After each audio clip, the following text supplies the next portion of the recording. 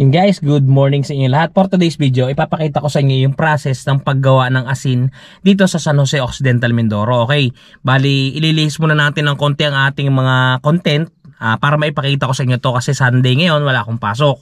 Yan guys, kung mapapansin nyo ngayon, nandito tayo sa Mendiola Salt Farm. Yan o. Yan. Ipapakita ko sa inyo guys ang process yan step by step para makapagbuo o makagawa ng asin na ginagamit natin para sa pagkain natin sa ating mga tahanan. Para maipakita ko sa inyo yan step by step, yan kasi yung pinagkakakitaan ng aking ama at ng aking ina. Yan, okay guys, bago natin tong hayan yan, mag-i-intro muna tayo guys.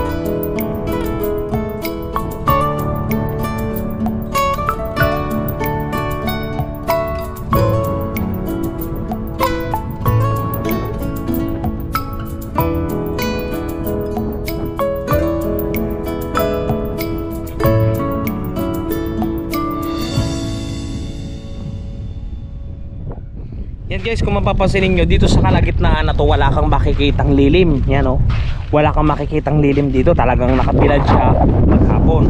Yan, kung mapapansin niyo guys, ngayon tubig pa siya, totally water pa siya. Yan o, kung mapapansin niyo yung kalabsaw, tubig pa siya guys. Yan, as in wala pa talaga siyang asin. Bali ang oras ngayon guys, kung mapapansin niyo, yan o, 11:15 ng tanghali pa lang. Basically talaga lumalabas ang asin na to mga bandang alas 2, alauna. Yan, kasi pinipenetrate niya pa yan, pinipenetrate niya pa yung tubig para maging asin talaga siya, para maging matigas ba kung sasabihin natin, maging hard. Yan, mamaya ipapakita ko sa inyo yung process niyan. Bali ngayon ang video natin na to, gagawin natin to bali maghapon to para makuha natin lahat yung process ng pagbuo ng asin dito sa San Jose Mendiola Salt Farm. So guys, kung mapapansin niyo, yan o, mayroon siyang kung tawagin dito sa amin yan, likas. Yan o, matigas yan guys, matigas na yan. Yan o, yan. Dapat to guys, binabasag to. Ginagamitan to ng panggoma para mabasag siya. Kasi para ma-penetrate nung araw yung hanggang kauloob-looban ng tubig. Kasi pag hindi ito binasag, mag-i-stop na yung pagkakaroon ng asin. Bali hindi na siya magtutuloy ng maraming asin. Dapat talaga yan to, yung mapapansin nyo, nababasag. Para siyang salamin, kailangan siyang basagin guys. Yan, dati yan binabasag. Okay, papakita ko sa inyo lahat yan mamaya-maya. O ngayon, hintayin muna natin ang mag-alas 2 o alas 3 para makain natin to. Yung malawak na yan guys, kung mapapansin niyo, ayan naman yung paalatan. Diyan pinapaalat yung tubig kasi galing yan sa dagat. Doon sa kabila may dagat doon. Ngayon nagpapasok ng tubig dito. Ang alat pa lang ng iba dyan ay parang nasa dagat pa lang. So pagka nabilad yan dyan, mas nagiging concentrated yung tubig na yan. Kaya yan ay tinatawag na paalatan. Okay, alam nyo na. So guys, ang tawag naman dito guys, ang kawan. Yan, ang kawan ang tawag dyan. At dito ang tawag dito guys, balon. Yan, yan sinasalok yung tubig para isalin dito sa panigan at para maging asin ulit. Pakainit dito guys. Maitim na tayo, lalo pa tayong umiitim. Ngayong araw sa likod ko. Stick, di ba?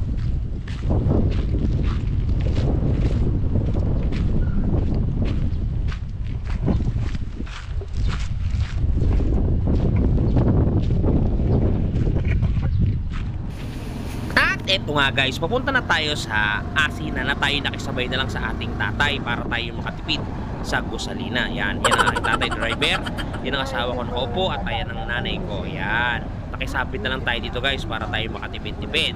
O nga pala, doon sa mga hindi pa nakapag-subscribe, subscribe naman kayo dyan guys. Maraming salamat.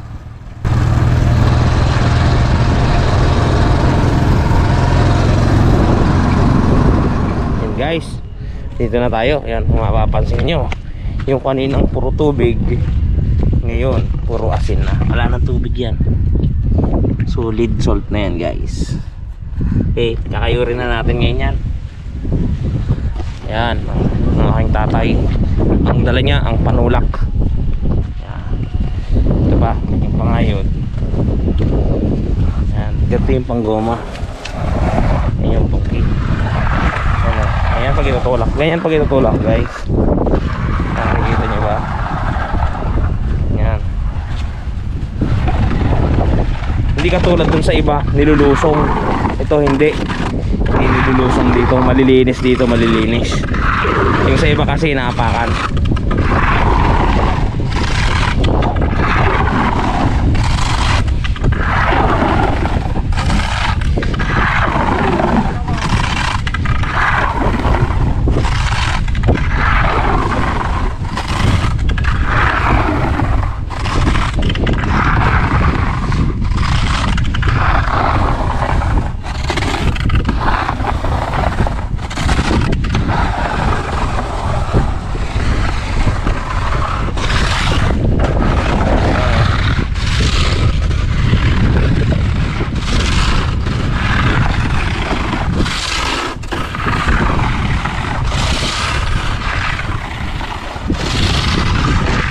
Guys, kita nyo, kukuha nyo ng pangayod ang aking nanay.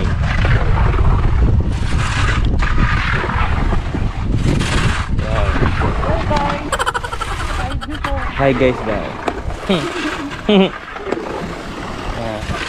Kita nyo ba guys, hindi dito nilulusong ang banigan, kinakayod lang, hindi tinutungtungan ng paa.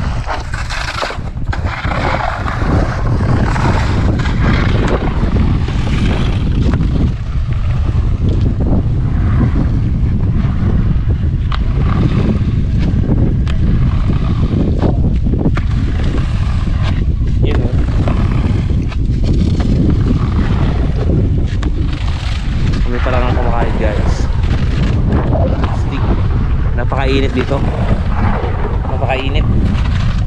Ayan o guys, so asin na, asin na yan.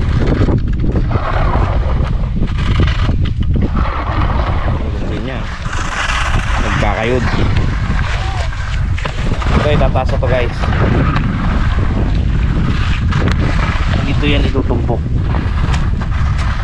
Yan, diba? Diyan na yun patutuyuin. Ayun pa guys yung dumadating ng mga pinsan ko, makana ng mga kakain din yan. Yan guys, tinataas na. Kung mapapansin nyo, tumatagas siya. Ayun yung tubig ko. Kita nyo? Kita nyo ba yung tubig? Tatagas yan papunta dito, tapos pabalik ulit dito sa angkawan. Diba?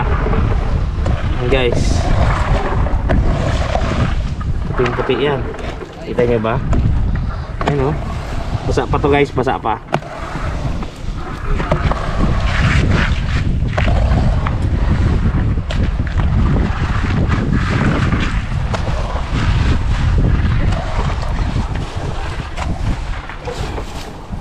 Ay, dapat itaas mo agad yan.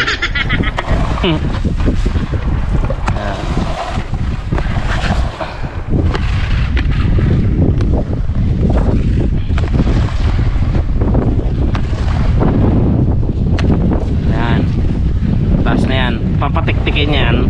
Mamaya ipapakita ko naman sa inyo kung paano hakutin yan. Hakutin yan at dadalhin dun sa bodega. Ganyan kita nataas guys. After nyan, pag naitaas nyan, lalagyan ulit ito ng tubig. Ayan. Ganyan magtaas. Tapos lalagyan ulit ito ng tubig.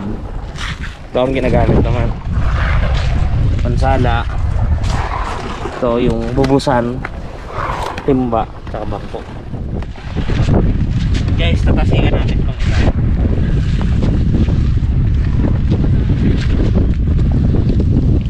May bilang lang to, hindi basta-basta ang tasik ng tasik lang.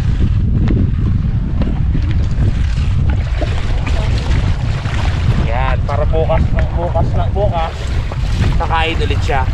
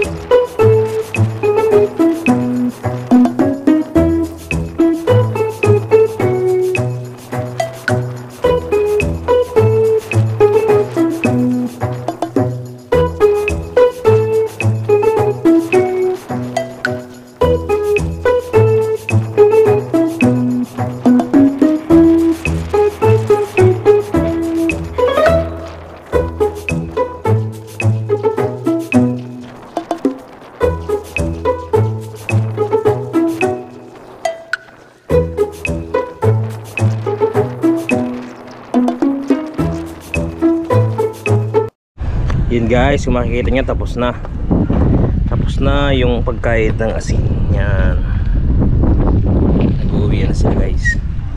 Okay guys, pag-usapan naman natin ngayon kung paano nyo madadala yan sa bodega ito, kung paano madadala dun sa taguan. Ganito yan guys. Ang kailangan nyo dyan is ito, pongki. Yan, pongki. Ito, yan. Tapos ito, ang tawag dito guys ay pantakot. At saka ito, pingga.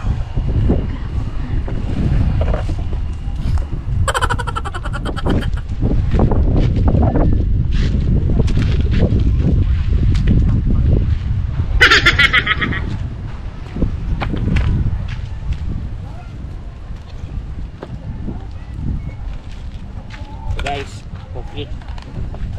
Ganyan.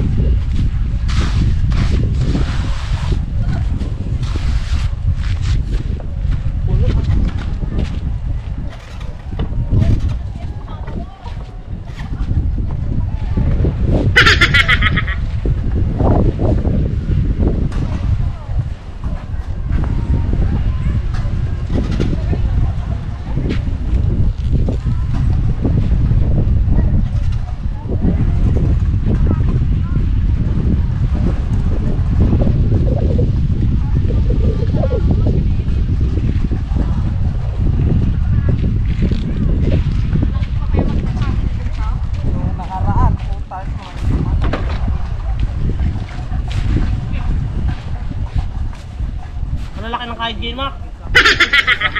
Ang laki oh.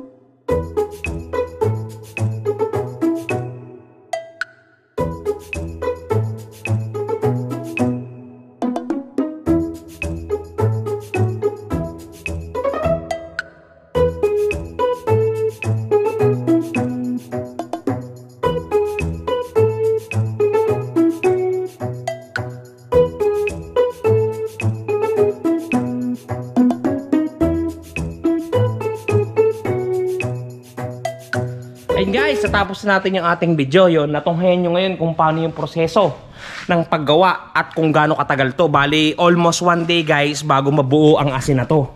Yan, kung mapapansin niyo. Napakadami ng asin dito guys, kung mapapansin niyo. Yung isang tumpok na yan, possible yan, nasa 400 kaban yan. Yan, 400 kaban. 400 kaban. At may dalawa pang malalaki doon. Yan guys, napakalaki ng bodega dito at napakalinis. Kung mapapansin niyo. Yan guys, ito ang Menjola Salt Farm na matatagpuan dito sa San Jose Occidental, Mindoro. Okay guys, sana nakatulong sa inyo ang video natin at sana nagdagdagan ng inyong kaalaman kung paano nga ba ginagawa ang asin dito sa San Jose Occidental, Mindoro. Yung mga asin na yan na ginagamit ninyo pang paalat ng inyong buhay. Okay guys, hanggang dito lang. Hanggang sa susunod, kita-kita ulit tayo sa Ron TV. Shoes!